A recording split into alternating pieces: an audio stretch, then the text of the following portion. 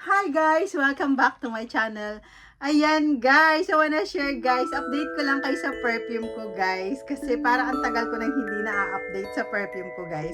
So I wanna share guys, ito papakita ko sa inyo kung ano yung mga perfume ko. Update lang guys. Yung iba naubos na dyan, tingnan nyo guys. Papakita ko lang sa inyo. Ito, ang pinaka, tingnan natin kung saan yung pinaka the best sa akin dito na binigay. Ito guys, itong mga perfume na to guys, na mga perfume ko is, bigay lang to nung daughter ko kasi hindi na ako bumibili. So, binibigyan niya na lang ako. Pag sinabi ko, my pretty girl, kailangan ko ng perfume, ayun, bibigyan niya ako. Tapos, share ko lang sa inyo na binigay niya lang to sa akin, yung mga perfume na to. Pero, ang pinakahuli niyang bigay sa akin is isa-isahin natin kung ano yung ano. Ito yung nung dumating siya nung last 2018 yata, binigyan niya ako. I think ito yata, hindi ko matandaan nga. Ito yung pero ang dami niya pa guys kasi hindi ko siya gaano gusto yung amoy nito. So pakikita ko sa inyo kung ano yung pinaka the best sa akin. Medyo basta hindi ko siya ganun ka-type yung na to, yung YSL na to na Off-Fume YSL. Tapos meron pa ngang maliit, ito din. Ayan pa, ay! Napasigaw, 'di ba? So, ito naman, naubos ko na talaga siya. YSL din siya. Kasi mabango to. Actually, guys, mabango siya. Ito yung gustong-gusto ko din. Ito yung, for sa akin, siguro, hindi siya the best. Gusto ko siya. Kasi meron pa yung maliit. Ayan, o. Ayan, may maliit pa niyan, guys. Tapos, ang pinaka sa akin, ito, siguro number 3 lang sa akin to, itong YSL na to. Before kasi, ito talaga gustong gusto ko, yung Channel 5, gustong gusto ko yung amoy nito. Kaso lang, pag tumatagal kasi, parang medyo nagmamature do, nagkakaedad ka na, ganyan. So, para sa akin, hindi ko na siya, kaya hindi ko na naman siya nauubos. Kasi, pero pinipilit ko siyang ubusin, kasi nga, syempre bigay sa akin. So, ayun. Tapos, medyo nauubos ko na din. Pero matagal na to sa akin. Siguro almost 2 years na. Ito siguro 3 years na sa akin to. Yung perfume na yan. So, yung na to. Yung YSL na to. Na Off-Fume na to. Ito naman sa akin almost 1 year. Ay, 2 years. Tapos, ito yung mga Jo Malone na to. Gustong gusto ko rin talaga to. Yung cologne na to. Yan, pero wala na din siya, ubos na. Kasi nga, gusto ko siya. Sasabihin ko sa inyo kung saan yung pinaka the best sa akin na 1, 2, 3, ganyan. So, eto din, wala na siyang laman. Tingnan nyo, naubos ko na din. Kasi, mabango din talaga siya. Kasi, hindi siya ganun katapang yung, niya guys, yung, ano ba tawag doon? Hindi siya ganun katapang yung amoy ng Jo Malone. Tama ba yung pronunciation ko? Kasi baka mamaya hindi, di ba? So, ayan. Tapos, eto marami pa to. Ayan, madami pa siya. Kasi hindi siya ganun ka gusto. Pero, ang pinaka the best sa akin ngayon, 2024 na binigay sa akin ng anak ko, pakita ko sa inyo. Ayan. Kasi, sobrang bango nito, yung Chanel Chan. Chanel ba? Tama ba? Napakabango ng amoy niya. Parang, one time nga, may naging katabi ako, bumili ako ng coffee, tinanong niya ako kung anong perfume ko. Sabi ko, naisip ko, ano ba yun? Chanel Chan. Ganun. Tapos sabi ko, ang ganda niya kasi guys, tingnan niyo, pag in-spray ko. Diba? Sobrang gustong gusto ko to na binigay sa akin ng anak ko.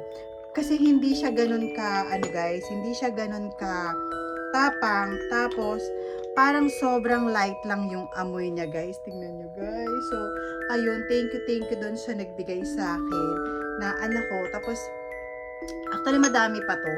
Madami kasi yung anak ko kasi, nagbebenta siya ng perfume. So, makikita ninyo sa Instagram. Ayun, makikita niyo yung name niya. Jenny Gois, para makikita nyo doon, nagbebenta siya. Kaya, ang dami kong perfume, binibigay niya lang sa akin yan. So, sobrang ganda kasi guys. Basta ito yung pinaka top number 1 sa akin. Pinaka number 1 sa akin. Kasi, sobrang bango niya talaga kasi tingnan nyo guys, mauubos na kaagad. So parang gustong humingi na agad. Parang gustong humingi na kaagad dun sa anak ko, 'di ba? Pero promise kasi nagustuhan ko talaga yan, yung binigay sa akin ng anak ko ngayon. Kasi napakabango niya talaga. So, yan yung pinaka the best sa akin ngayon. Number 1 sa akin para, parang ito naging number 2, number 3. Ang Joma na naging number 4 na sa akin. Kasi hindi siya ganun kaano sa akin. Kasi parang nagbabago yung ano natin, yung parang yung, ano ba tawag doon? Nakalimutan ni no. Wala talagang perfect yung vlog ko guys. So wala talagang perfect yung vlog ko. Sabi ko sa inyo, napaka walang perfect talaga ng vlog ko.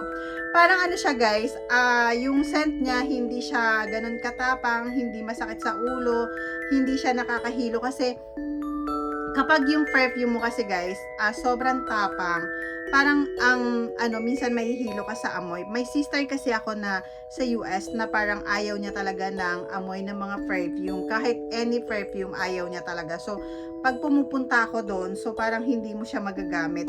Kahit nga lotion, ayaw niya. So, kasi allergy siya. So, eto naman guys, para sa akin, napakabango talaga. Parang, hindi ka kasi mahihilo talaga dito sa ano na to. Ayan, ganun lang kaliit siya, pero ngayon pa lang mauubos ko na siya. So, pero super ganda talaga siya guys para sa akin na. Ang ganda-ganda niya kasi hindi pala maganda. Sobrang bango niya guys. So, eto lang yung maaano ko sa inyo. Masishare ko sa inyo guys na super bango niya talaga, promise. Ang bango-bango niya kahit napakalayo mo. Kahit ang tagal mo nang naglagay, maaamoy pa talaga. Like for example, naglagay ka na almost 1 hour, 2 hours, nandyan pa rin talaga yung amoy niya. Sobrang maaamoy mo talaga kahit pag dumaan ka pa lang, 'di ba? Kasi sa atin pag dumaan ka, uy, ang bango noon, 'di ba? Parang dumikit ka lang ng konti, super bango talaga siya guys, promise. Kasi hindi siya nakakahilo. Kaya para sa akin, the best talaga to sa akin. Ang bango-bango niya talaga sa akin nung perfume na to. Sobrang bango niya. Tapos yun ang gusto ko. Pero sa akin kasi ito talaga hindi ito talaga kasi sorry talaga kasi hindi ko talaga siya naubos. Ang tagal-tagal na niya. So nakatago lang talaga siya kasi nga hindi ko talaga siya gusto yung amoy niya. Pero the best talaga. Ulitin ko ulit, 'di ba? Ulitin natin ulit sa walang perfect. So ulitin natin ulit na walang perfect. So the best talaga to sa akin yung perfume na to. So kasi 'di ba tayo kapag may nagugustuhan tayong perfume. So before kasi ang tatapang talaga ng perfume ko. So parang ngayon nagbabago ka kasi parang minsan nagbabago talaga yung taste natin sa mga perfume kahit sa mga food ganyan. Pero sa akin talaga guys, the best talaga to. Kasi nga before talaga gusto ko yung Channel 5. So para sa akin ngayon, eto na. Tapos parang may target pa nga ako, Coco Chanel yata yun. So, try ko kung magkakaroon ako nun. So, updated lang to sa mga perfume ko, guys. So, ayan, diba? So, pero, sabi ko nga, ang perfect, eto. Kaya, sobrang thank you dun sa anak ko. Kasi nga, buti na nga lang yung anak ko laging nagdadala ng perfume. So, parang libre-libre na talaga ako sa mga perfume ko. Kasi, so, kisa bumili pa ako, diba? So, tipid tips na yun, guys. So, iniingatan ko talaga to kasi, parang pag naubos siya, ayun, kailangan ko na naman, matagal kasi bago ka bibigyan ulit. So, ayun, hindi naman basta konting spray mo lang, ano na siya talaga. Tapos yung amoy mo, sobrang ang ganda. Ang amoy, ang ganda. Ayan, ang amoy, ang ganda. 'Di ba? Sobrang bango niya talaga kapag parang feeling mo fresh na fresh ka kapag nasa labas ka. Kasi parang feeling mo hindi ka nagiging mabaho, 'di ba? So, yun lang guys yung masishare ko sa inyo. Updated sa mga perfume na naman. Nakakatuwa guys. Updated talaga tayo. So, ayun, updated na naman tayo sa mga perfume natin. So, baka sakali gusto nyo rin, hanapin nyo lang yung Jenny Gois doon sa Instagram. Makikita nyo doon. Sobrang hindi naman ganun kamahal ang mga perfume niya. Hindi siya ganun kamahal. Affordable naman kung gusto nyo talaga.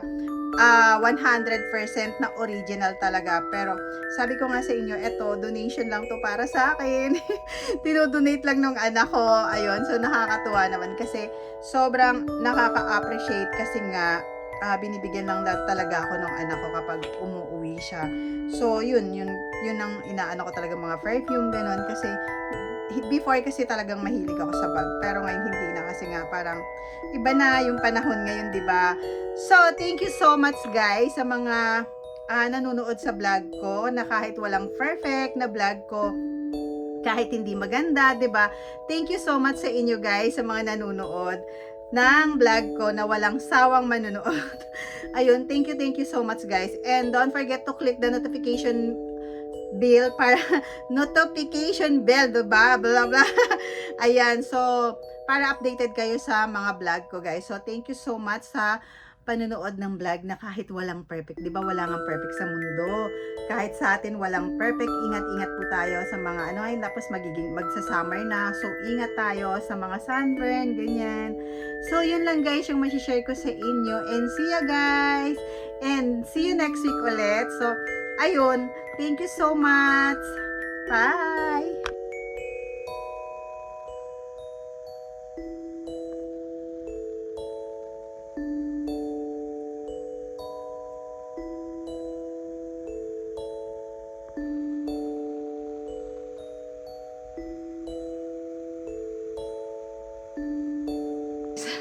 Kada punta ko dito sa bahay namin, dito sa bahay ko, lagi ako may dalang walis tambo kasi tinitingnan ko yung mga ano nila dito sa may kesame namin, kasi minsan hindi nila nagagawa, kaya ang ginagawa ko pagdating ko dito, as in, may dala-dala ako lagi. Kinukuha ko yung walis tambo, tapos nililinis ko.